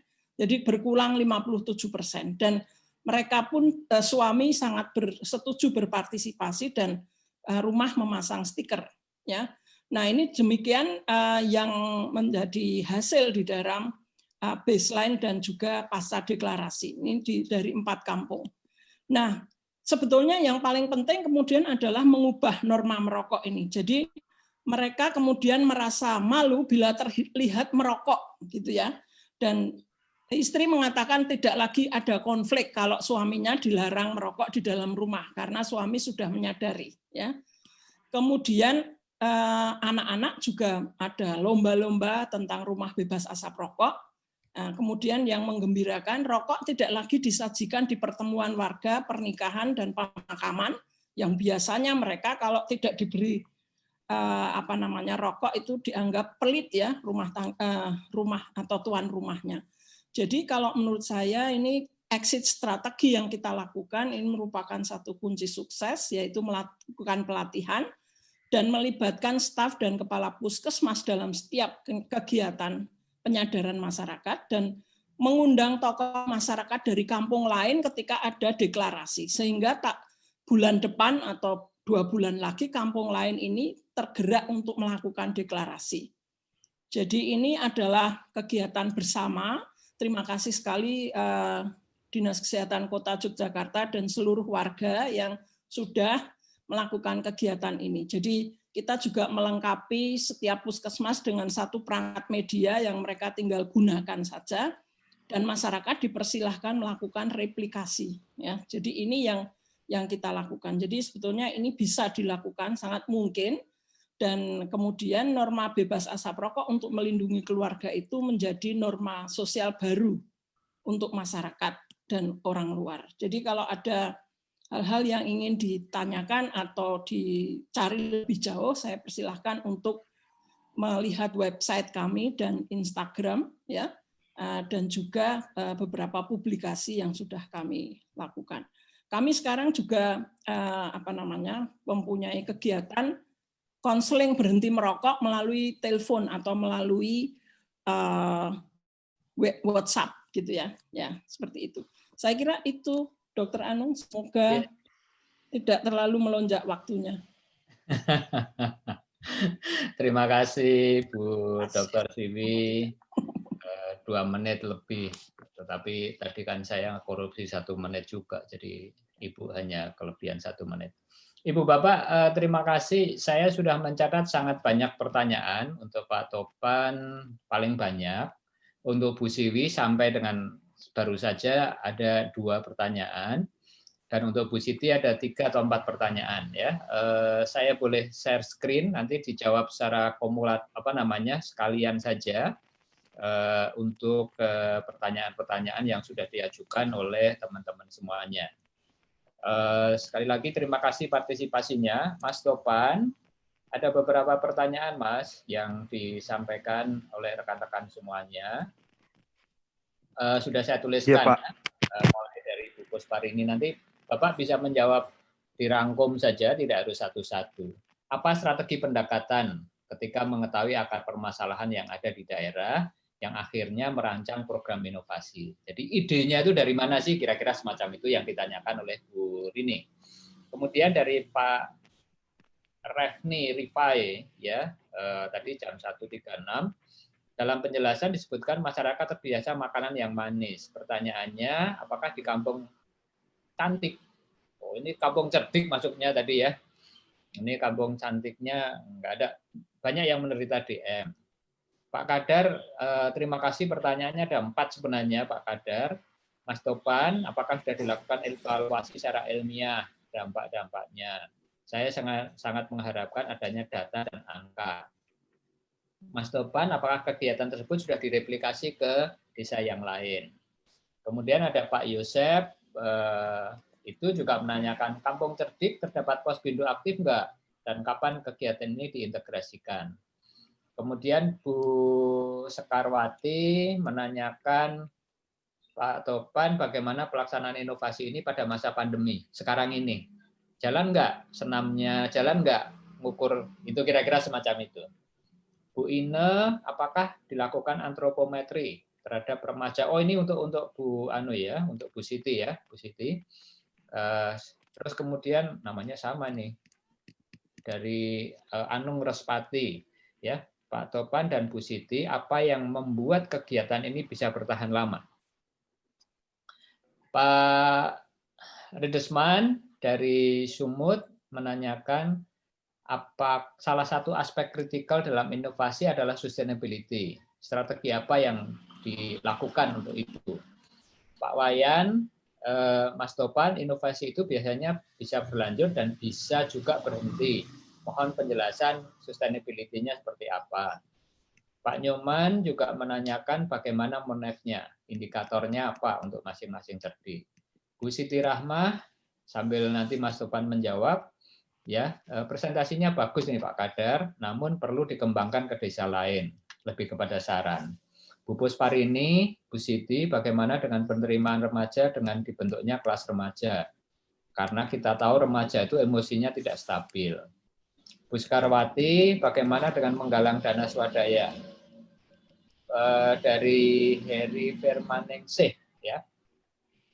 Untuk Pak Topan dan Bu Siti, luar biasa. Bagaimana P1, P2, P3-nya? Perencanaan, penggerakan pelaksanaan, pemantauan, penilaian yang ada di Puskesmas terkait dengan inovasi. Dan tadi Bapak nggak cerita bagaimana Kepala Puskesmas mendukung atau mensupport untuk hal-hal itu. Bu Siwi, ada salam dari Pak Rizman. Apakah ada data awal indikasi bahwa perokok yang terkendali tidak merokok di ruang publik akan merokok di rumahnya? Kemudian dari Pak Mizal, ya, saya bisa usulkan program rokok segalanya, saran pada penerimaan calon PNS, ya itu nanti saran. Pak Topan, silakan waktu untuk Bapak. Bapak bisa saya bantu kembali, Bapak bisa masih menggunakan apa slide share screen yang saya bagikan ini. Silakan Pak. Ya, terima kasih atas kesempatannya Pak Anung. Terima kasih buat bapak-bapak, ibu-ibu yang sudah memberikan pertanyaan, saran, dan kritikannya. Ini tentang ide inovasi. Alhamdulillah ide inovasi ini lahir murni karena adanya berbagai macam permasalahan. Permasalahan yang paling mendasar adalah berdasarkan hasil pendataan yang kami lakukan, karena setiap tahunnya Puskesmas melakukan pendataan yang dinamakan dengan survei mawas diri. Dari hasil pendataan tersebut ditemukan ternyata banyak di kampung tersebut penderita khususnya penyakit tidak menular. Dari hasil itu kami paparkan, setelah dipaparkan mereka sepakat untuk menyelesaikan masalah tersebut dan dibutuhkan problem solving bagaimana mengatasi masalah tersebut. Makanya lahirlah inovasi ini, jargon daripada Kementerian Kesehatan yaitu Cerdik, kita konversi menjadi kegiatan-kegiatan inovatif yang unik serta mampu menstimulus masyarakat untuk mau berperilaku hidup bersih dan sehat, khususnya berperilaku cerdik dalam rangka mencegah atau mendeteksi secara dini penyakit tidak menular tersebut. Kemudian untuk nomor 2 itu bagaimana makanan manis, apakah di sana banyak penderita DM? Betul sekali Bu, untuk khususnya di Sulawesi Selatan itu kami suku Bugis Makassar untuk Sulawesi Selatan itu memang senang dengan makanan yang manis. Untuk kue saja ada namanya kue cucuro, ada kue-kue yang dihidangkan itu sangat manis sekali karena perbandingan gula yang sangat tinggi. Khusus untuk di Kampung Cerdik itu penderita DM sangat-sangat tinggi. Makanya kami melakukan kegiatan-kegiatan cerdik ini upaya dalam mencegah bahkan untuk mengendalikan penyakit tidak menular khususnya DM melalui kemandirian masyarakat. Kemudian apakah ada evaluasi ilmiah? Untuk evaluasi kami selama 3 tahun ini belum melakukan evaluasi ilmiah, namun melakukan evaluasi secara baik itu evaluasi dilakukan pertemuan MONEF, pertemuan Lokakaremini baik itu bulanan, 3 bulanan, bahkan untuk pertemuan lintas sektor dan pertemuan tahunan. Setelah itu kami bahas dan kami memiliki database terhadap penyakit-penyakit baik itu penyakit hipertensi, penyakit diabetes, kami punya database-nya. Setelah itu dihitung apakah dari hasil kegiatan inovasi ini menunjukkan adanya pengendalian terhadap penyakit mereka. Alhamdulillah dari hasil database itu kami bandingkan tiap tahunnya, ternyata penyakit tidak menular khususnya DM, hipertensi, PPOK itu semuanya terkendali dan bahkan ada yang turun yaitu jumlah perokok aktif, terus kemudian ada gastritis yang ikut turun, terus penderita obesitas juga ikut turun. Itu merupakan daripada hasil yang telah kami lakukan melalui MONEP atau monitoring evaluasi baik itu bulanan, 3 bulanan, bahkan tahunan. Selanjutnya untuk evaluasi ilmiah belum ada, tapi saat ini telah diuji oleh salah satu mahasiswa S2 Kesehatan Masyarakat Universitas Hasanuddin yang melakukan penelitian, tapi belum dirilis hasil daripada uji ilmiahnya tersebut. Selanjutnya untuk replikasi, alhamdulillah kami sudah replikasi untuk di seluruh wilayah kerja kami. Namun untuk replikasi ini kami tidak serta-merta bahwa kegiatan ini kami paksakan untuk direplikasi oleh seluruh kabupaten karena ada regulasi yang mengatur. Tapi alhamdulillah untuk kegiatan Kampung Cerdik ini sudah direplikasi di provinsi lain yaitu Provinsi Sulawesi Barat sehingga mereka mereplikasi menjadi desa-desa cerdik di Kabupaten Majene, Provinsi Sulawesi Barat. Terus Kampung Cerdik, betul sekali bahwa cerdik itu merupakan jargon Kementerian Kesehatan dalam upaya untuk menekan penyakit atau mengendalikan penyakit tidak menular. Di dalamnya adalah salah satunya adalah kegiatan Posbindu. Betul sekali bahwa konektivitas antara Posbindu jelas sangat dibutuhkan dalam pencegahan penyakit tidak menular dan deteksi penyakit tidak menular di Kampung Cerdik tersebut.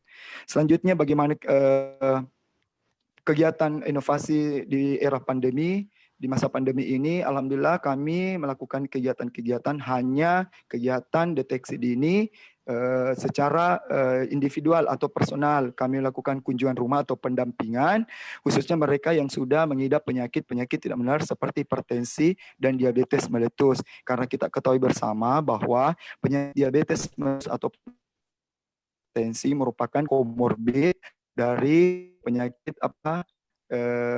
COVID-19 ini. Jadi kan upaya pencegahan komorbid dari penyakit COVID tersebut. Selanjutnya bisa bertambah ini sama dengan sustainable keberlanjutan. Juga bagaimana kiatnya? Alhamdulillah kami sejam lakukan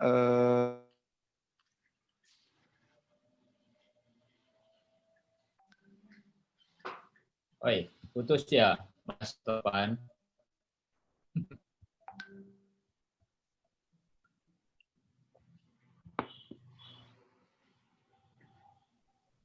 Gantian Bu Siti, sekarang bisa online nggak nih? Mas Topan kok putus? Halo, Ya, silakan Mas Topan. halo. Ya, untuk kiat bisa bertahan lama atau sustainable-nya itu kami tetap melakukan kegiatan-kegiatan.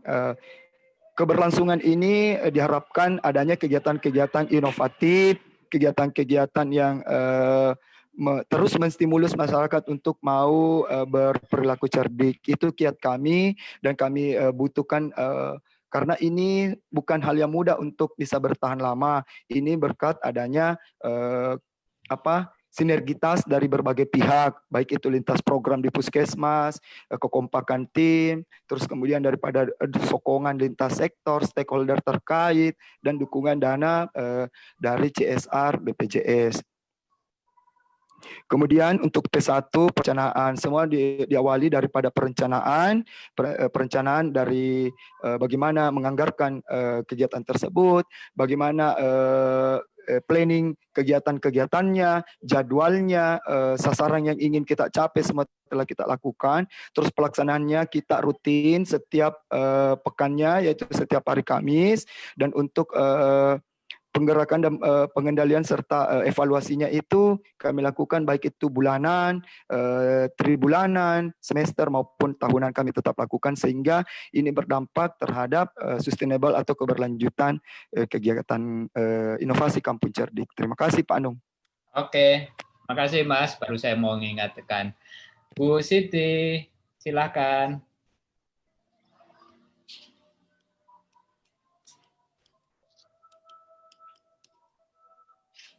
Bisa dibantu Mas Topan untuk Bu Siti Rahma?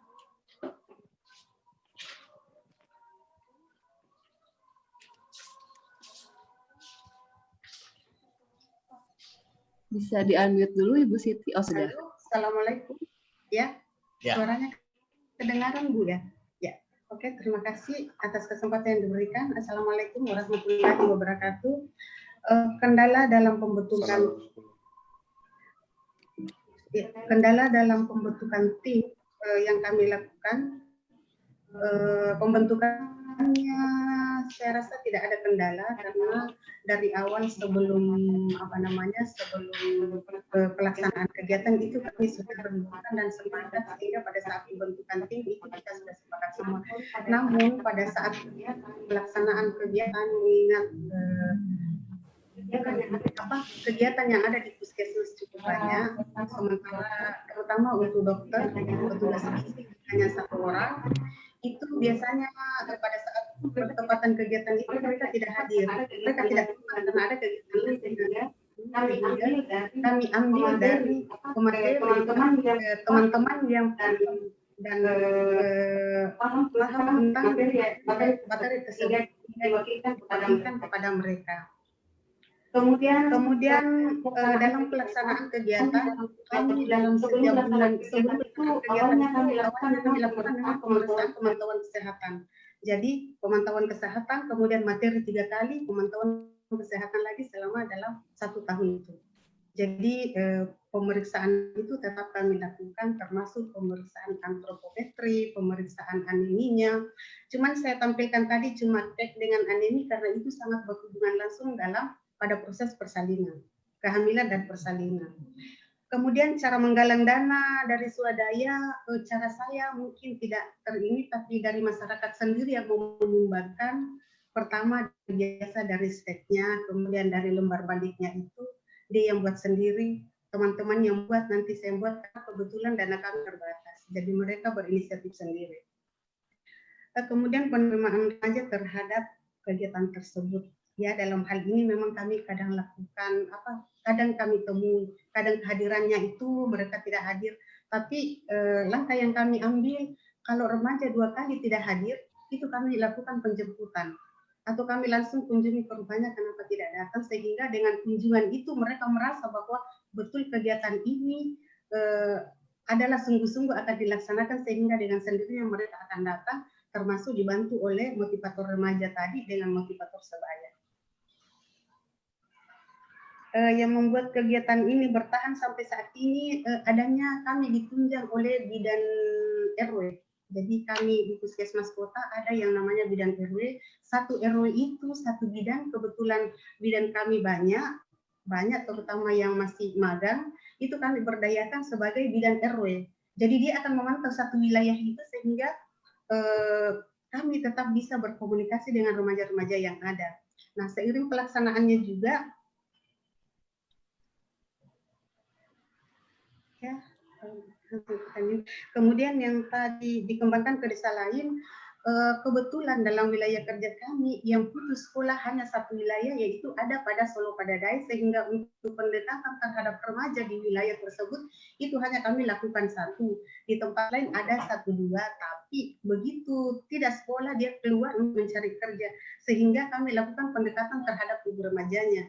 Ibu-ibu remaja yang di samping kami lakukan di Solo Padadai, kami lakukan di beberapa kelurahan. Dan alhamdulillah dari itu terlihat dari penurunan yang signifikan terhadap kematian yang tadi 13 turun menjadi 3 pada tahun 2009, dan itu sudah di bawah target nasional. Oke, ya terima kasih Bu Siti. Makasih. Ya. Ya Bu Siti Rahma, Bu Siwi, Ibu punya waktu maksimal 10 menit, kalau bisa 8 menit. Ya, dari beberapa pertanyaan yang ini saya bisa sampaikan di sini. Monggo Bu. Ya, terima kasih Dr. Anu. Salam Pak Redesman, ini lulusan Promkes UGM ya.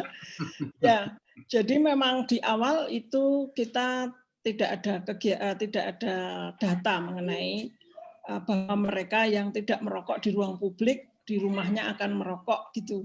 Artinya data secara kuantitatif, tetapi banyak ini keluhan dari istri gitu ya, bahwa suaminya pada merokok di dalam rumah, karena di kantornya mereka tidak boleh merokok gitu ya. Jadi ini hasil dari kualitatif. Jadi seperti itu. Kemudian apakah jika diusulkan untuk ASN dan PNS itu seperti apa? Saya kira ini tergantung dari pemerintah, walaupun sebetulnya kalau kita lihat pemerintah Inggris misalnya itu sudah melarang kalau misalnya merokok di mobil walaupun mobilnya sendiri atau di rumahnya sendiri, terutama jika ada anak-anak gitu ya. Itu bisa. Nah, kita di sini belum ada peraturannya, tentu saja kita bisa mengawali ya dengan cara kesepakatan dari ASN atau PNS. Cuma kalau di kantor paling tidak PNS, ASN itu seharusnya tidak merokok gitu ya, karena itu sudah menjadi program pemerintah bahwa di dalam untuk kawasan tanpa rokok begitu, jadi di kantor seharusnya tidak merokok. Ya. Kemudian yang biasa dilakukan di lapangan memang ada beberapa kampung itu yang menyediakan tempat untuk merokok, yaitu misalnya di pos ronda gitu.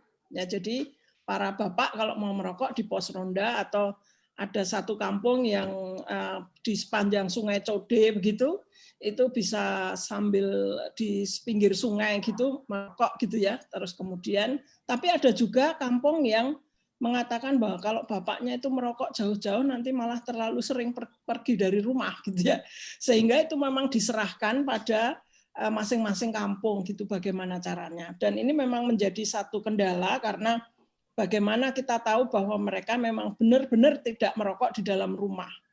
Nah, yang kita lakukan kemudian kita atasi dengan cara ada kader-kader yang kita latih bagaimana secara asertif mengatakan sebaiknya tidak merokok di dalam rumah. Jadi kita mengandalkan kader dan tokoh masyarakat. Dan tokoh masyarakat ini adalah orang-orang yang memang sangat komitmennya sangat tinggi dan menjadi panutan seperti itu, sehingga ini yang dilakukan. Jadi itu tadi kendala yang paling sulit adalah compliance atau kepatuhan tadi.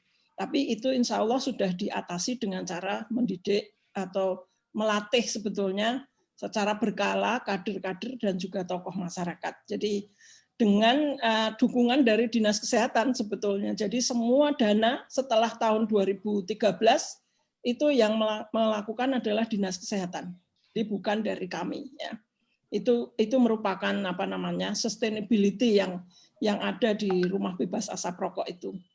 Nah, jadi memang seperti itu yang terjadi. Saya kira ini sudah melingkupi semua atau pertanyaan masih ada lagi, Dokter Masih Anu? ada 2 dari Bu Soekarwati dan dari Madiun. Ya, ini tadi kendalanya itu yang paling sulit adalah tadi compliance tadi untuk melihat apakah bisa percaya bahwa betul-betul ini suami itu tidak merokok di dalam rumah. Nah, kita memang mengadakan semacam survei yang disurvei istrinya. Jadi istrinya yang melihat kegiatan suaminya sehari-hari gitu ya. Dan kemudian juga tokoh masyarakat tadi, tokoh masyarakat juga diminta untuk secara asertif, kader juga diminta secara asertif untuk menceritakan apa yang dilakukan, apakah ada yang masih merokok di dalam rumah dan sebagainya. Dan kita masih bisa memantau itu sampai sekarang. Ya, sekarang ini sudah ada 230 RW atau kampung yang melakukan itu gitu. Apalagi di dalam masa pandemi ini kan mereka semua kebanyakan tinggal di rumah. Jadi jangan sampai mereka malah kena asap di rumahnya seperti itu ya. Ya, yang tadi tempat disediakan khusus di luar rumah tadi tergantung dari masing-masing kampung tadi Pak ya. Yeah. Ada yang disediakan pos ronda, ada yang tidak. Memang yang paling kemudian kita seharusnya next step-nya adalah membuat mereka berhenti merokok gitu ya, seharusnya. Nah, tetapi ini masih menjadi satu kegiatan perencanaan kita, barangkali kita akan kembali lagi atau akan mencoba mencari cara lagi bagaimana supaya ada masyarakat yang terkena, walaupun beberapa ada yang sudah berhenti juga ya karena kegiatan ini ya. Karena merasa di kantor nggak boleh merokok, di mall nggak boleh merokok, di Malioboro itu nggak boleh merokok sekarang. Jadi lebih baik di rumah apalagi nggak boleh. Jadi lebih baik saya berhenti gitu. Ya ada juga beberapa yang seperti itu. Ya demikian Dokter Anu dan Bapak Ibu sekalian. Terima kasih atas pertanyaan dan perhatiannya. Terima kasih Bu Siwi. Ada satu yang menarik nih untuk Bu Siwi. Kalau Mas Topan saya tanya kepala puskesmasnya kayak apa, Bu Siwi. Pernah nggak nanyain ke anak-anak, anak-anak masih melihat nggak Bapak merokok di rumah, atau kalau tahu nggak Bapak masih merokok di luar rumah, itu merokoknya di mana? Yang terakhir dari Ibu Pusparini ini ya, sebetulnya tidak ada sanksi, semuanya diserahkan kepada puskesmas dan kampung, ya. Jadi selama ini tidak ada sanksi, tetapi memang Dinas Kesehatan dan Puskesmas itu menetapkan target barangkali seperti itu, bahwa di puskesmasnya setiap desa atau kelurahan harus ada paling tidak 1 kampung yang menjadi percontohan gitu ya. Sehingga ini memang keterlibatan dan dukungan dari kecamatan, puskesmas, dinas kesehatan dan juga kelurahan itu sangat banyak ya, sehingga bersama-sama. Setiap kali deklarasi pasti ada unsur dari dinas kesehatan, dari balai kota, kemudian dari puskesmas, dari Pak Lurah dan Pak Camat ya, paling tidak ada itu. Jadi semua datang pada saat deklarasi, ada wakil gitu, sehingga ini dikatakan sebagai program yang sudah masuk di Dinas Kesehatan. Ya. Baik. Makasih Bu Rini, Bu Siwi. Masih ada pertanyaan dari Bu Sundari sebenarnya. Untuk mencegah rokok, kenapa bukan rokoknya saja yang ditiadakan? Ya setuju sih.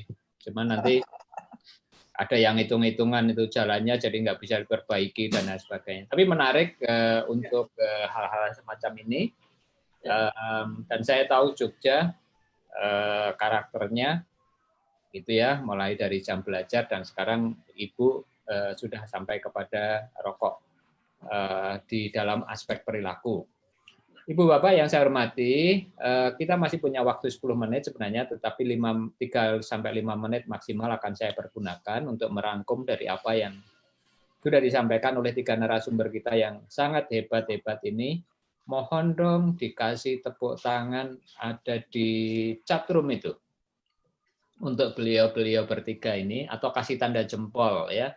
Ibu Bapak, para peserta bisa membagi reaction ini, tepuk tangan kayak begini atau jempol. Nah, gitu ya. Tapi intinya adalah beliau-beliau adalah orang-orang yang hebat yang bisa menginspirasi rekan-rekannya, paling tidak 100, tadi sudah 164, sekarang 153, ada beberapa yang sudah izin untuk itu. Ibu Bapak yang saya hormati, upaya kesehatan masyarakat berbasis gerakan masyarakat hidup sehat adalah sebuah wahana dan sekaligus juga sebuah tujuan. Jadi ada proses dan ada tujuan yang ada di sana yang harus kita upayakan dengan sungguh-sungguh. 3 yang sudah disampaikan tadi, kampung cerdik yang berkaitan dengan upaya untuk penyakit tidak menular, kemudian untuk remaja yang dikaitkan dengan kematian ibu, dan rokok, ini sangat mendasar di dalam aspek-aspek perilaku di tingkat masyarakat. Dan saya tentu sangat menyampaikan apresiasi dan terima kasih kepada Indo HCF dan partner-partnernya yang sudah memfasilitasi kegiatan lomba, kegiatan penghargaan, dan lain sebagainya untuk hal-hal yang berkaitan dengan ini. Tentu saya sangat berharap berbagai inovasi muncul di ranah-ranah yang lain, dan 2020 tetap ada lomba ya Pak Pri, nggak tahu nanti mekanismenya seperti apa, penghargaan untuk mereka-mereka yang berprestasi, sementara Kementerian Kesehatan sedang fokus terhadap penanganan COVID di dalam aspek-aspek perhatiannya. Saya, Anung Sugiantono, selaku moderator, mohon maaf apabila ada hal-hal yang kurang berkenan, dan saya kembalikan lagi kepada Bu Dian serta Pak Pri yang masih juga berada di dalam kegiatan ini. Ada yang menanyakan tentang materi, mohon Bu Dian nanti bisa menjelaskan bagaimana mengaksesnya, termasuk hadir dan sebagainya. Terima kasih semuanya. Mohon maaf untuk hal-hal yang kurang berkenan. Tetap semangat, tetap sehat, dan sukses selalu untuk rekan-rekan semuanya. Wassalamualaikum warahmatullahi wabarakatuh. Bu Dian, silakan. Waalaikumsalam warahmatullahi wabarakatuh. Terima kasih Pak Anung yang sudah memandu kita dalam acara ajang inovasi untuk kategori Germas. Nah, selanjutnya acara akan kita lanjutkan kembali. Sebelum rangkaian acara ditutup, mari kita undang kembali Bapak Dr. Supriyantoro, spesialis paru Mars, untuk memberikan closing remarks. Kepada Bapak Supriyantoro, kami persilahkan. Baik, makasih Lia. Assalamualaikum warahmatullahi wabarakatuh. Selamat sore Bapak Ibu sekalian. Terima kasih banyak Pak Anung yang luar biasa sudah memandu acara ini dan menggali berbagai inovasi-inovasi yang ada, dan juga terima kasih kepada Pak Topan, Bu Siti Rahma, dan Bu Retna Siwi Parmawati yang sudah share dengan inovasi-inovasinya. Saya tidak akan merinci satu persatu karena saya kira menarik dengan diskusi yang ada tadi. Sekaligus juga mendorong sebetulnya bahwa inovasi dilakukan tidak harus sesuatu yang canggih, tidak harus sesuatu yang complicated, tetapi bisa juga yang sederhana. Yang intinya sesuatu yang memang bisa menyelesaikan masalah, tidak harus tergantung kepada pemerintah, tidak harus tergantung kepada anggaran, tetapi betul-betul dengan memberdayakan kekayaan budaya, dengan memberdayakan sumber daya yang ada, maka kita mampu menyelesaikan masalah. Itu yang kita harapkan sebetulnya dengan inovasi-inovasi ini. Dan kita tahu persis bahwa sangat banyak bidang-bidang inovasi. Apalagi dipacu dengan adanya COVID ini, kita ketahui banyak sekali muncul suatu kemampuan-kemampuan yang tadinya tidak ada menjadi ada. Contohnya kemampuan membuat ventilator, membuat rapid test, dan lain-lain.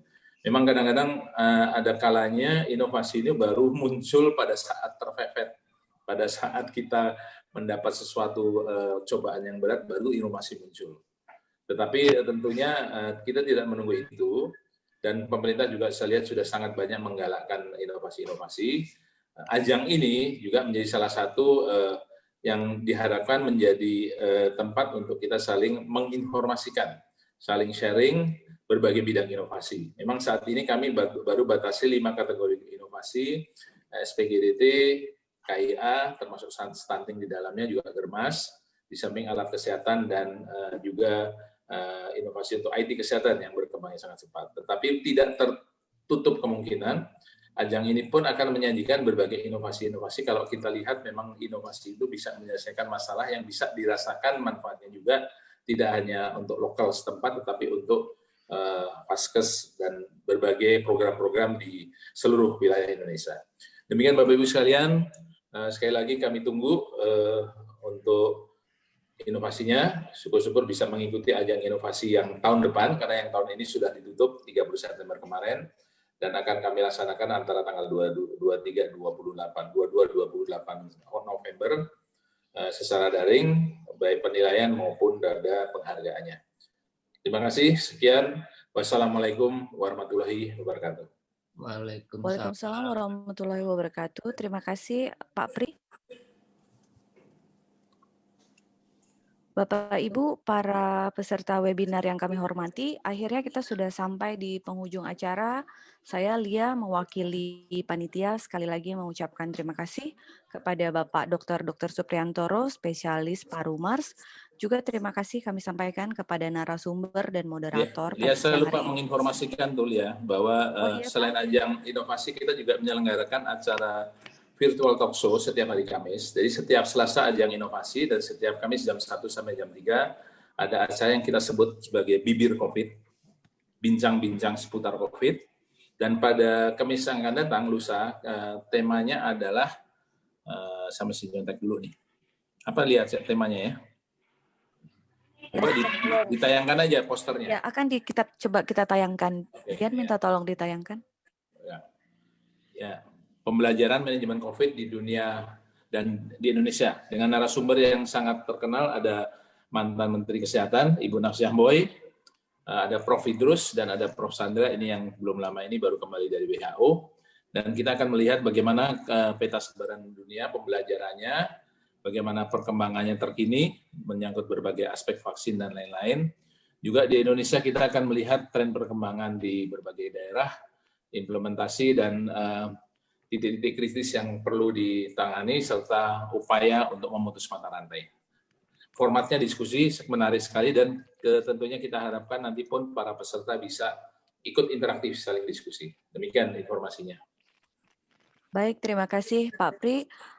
Bagi para peserta webinar Ajang Pentas Kesehatan Indonesia, jika ingin mengikuti acara Bibir COVID, kita bisa melihat posternya di website. Kami juga akan mengirimkan di WhatsApp group untuk link acara Bibir COVID pada hari Kamis jam 1 sampai jam 3.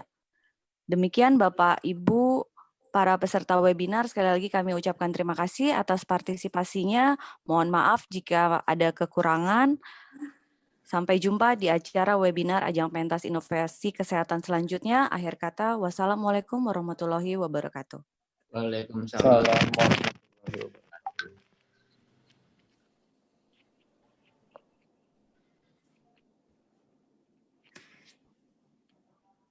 Jen live ya. Jen live. Terima kasih Pak Noh. Terima kasih. Ya, terima kasih. Terima kasih Ibu semua. Terima kasih. Bapak-bapak juga.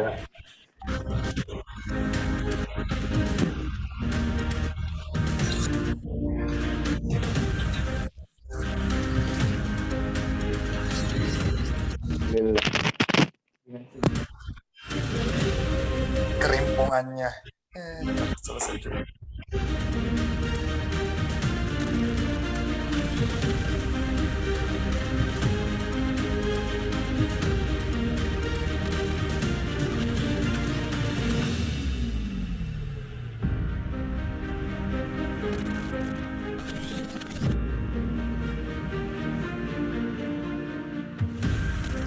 Mantap Pak Topang. Sukses selalu Pak Topang.